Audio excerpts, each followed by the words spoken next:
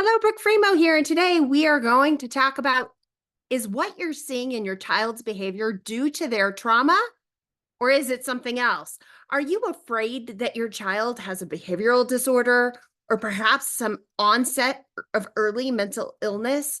Are you concerned that what you're dealing with is more than just the trauma that your child was exposed to? If so, this video is for you. So buckle up and let's get to it. As I mentioned, my name is Brooke Fremouw. I'm a certified trauma support specialist and an adoptive mother to 11 incredible children. And so trauma has been a thing that has infused our home in seasons for sure as we've brought new kids into our family over the years. And so if you're an adoptive family, or if you are a parent in a divorced home type situation with your children, or even if your kids are being bullied at school, this video is going to help you to understand what are the biophysiological adaptations of trauma, and is that what you're seeing? Or is there something else going on, right? And so let's talk about first, what is trauma? Trauma is not the thing that you or your children are exposed to. Certainly, if you are parenting a trauma kid, you have trauma.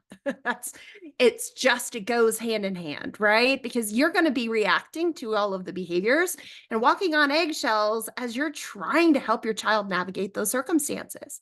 The trauma isn't the incident itself. It's what happens to your body systems as a result to things that you are exposed to, right? So two people exposed to the very same exposure. Let's take like the World Trade Center when it was attacked. People in New York City, some people ended up with really severe psychological issues because the world as they had known it stopped. They never were able to really realize like that it was safe to walk outside their door again. Rather, people were fully inspired and ready to like start nonprofits and stand behind first responders, and yet they were exposed to the exact same thing living in New York City. Why is that? Because the incident itself is not the trauma. It's a traumatic event, but the way in which your body interprets and adjusts to that traumatic event determines whether or not you indeed have trauma wounds. So when your children come to you, oftentimes through adoption or foster care, there is this mentality that, hey, listen, we're going to take this child out of that traumatic experience, put them into a family that can stabilize them, and therefore their trauma is gone. These children will become adapted, right? And they're going to be doing just fine because the traumatic event is no longer there. But if you're an adoptive parent, you already know that's not how it works, right?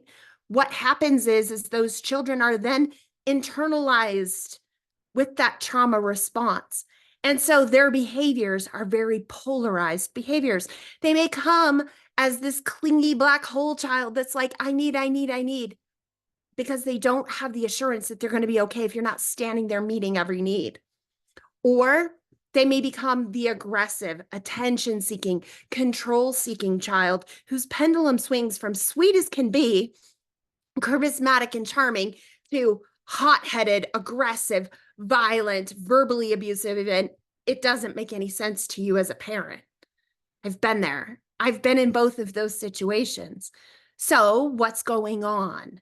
And if your child is 11, 12, 13 years old, and you're seeing this, are you starting to research on the internet? Is my child reactive attachment? Is my child ODD? Does my child have some kind of psychosis, bipolar, personality disorder, right? Things that maybe you've heard that their biological parents have. And so you're starting to wonder, what is it that I'm dealing with? Here's the truth. Until you strip off trauma, you don't know what's underneath. And largely, the mental health industry is not set up to help you strip trauma off of your child. You can't take a child, put them into a therapeutic office, expect them to come out and just have the maturity, the delayed gratification, the skill sets to implement any level of trauma-informed care in your home. The whole house has to be set up in order to neutralize those trauma responses, because there are adaptations that have taken place in their brain and even in the way in which their DNA is translated. That's correct.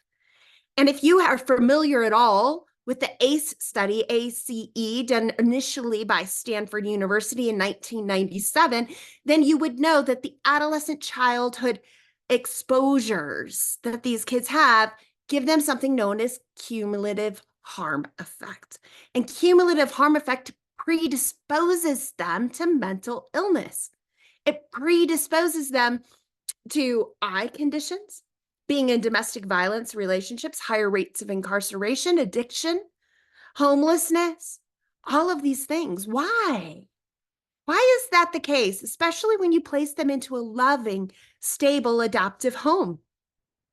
And the reason is because of the physiological, biophysiological changes that are taking place in their body chemistry. And so that's where you get this kids happy seems fine, fight or flight sets in, and they are all the way over here, and you don't understand, right? And getting them back to this space, there's no security in the ability to do that. And so what we want to do is take the baselines and get them more here so that the behaviors are like this and that the body isn't struggling so hard in order to just feel safe and at peace, right? And until we've achieved that, we can't really determine what else is going on. Oftentimes, trauma looks like mental illness. Trauma looks like behavioral disorders. Trauma can even look like autism or just a super needy, clingy child. But when we strip off the chemical adaptations that have taken place, you might find that your child's quite humorous. You might find that your child actually does have a positive outlook on life and isn't the negative Nelly that you've known them to be. You might find your child able to take a no and not explode over the no, or even share and cooperatively play. Social connections can change. Academic learning, if they can engage their prefrontal cortex, they can learn academically in a way that they can't when they're underneath the lens of trauma. So that's what I would say. If you're wondering whether or not you're looking at trauma in your child or looking at something else, the answer is until you've addressed the trauma, you simply aren't going to know. I can tell you this, mental illness is very, very rarely ever diagnosed in adolescents, especially those that are like under the age of 16. It doesn't typically show up until that higher level of brain development begins, that more complex cognitive reasoning components of the mind. And so if you're seeing it under the age of 15, I would encourage you, deal with the trauma and the biophysiological adaptations that have taken place, right? And then after you've done that, then start to look at other alternatives. Journey University is what we do and what we use in order to neutralize the dynamics at home and get down to the root of pulling those trauma, the endorphins, cortisols, adrenalines that drive hormone, that drive a whole lot of that big pendulum swing. We want to reestablish baseline. And we do that through a whole family reset system that basically requires our children to find a level of self-control to buy into the program to get what they want in life. And that's different for a 5-year-old than it is for a 15-year-old, but all across the board, the modalities are the same. So reach out if you have questions, comment if you have specific things that you want to know as it relates to that, and make sure that you subscribe so that you don't miss the next video that could help you to regulate your home and find the peace that you guys all so deserve. Thanks so much. Bye-bye.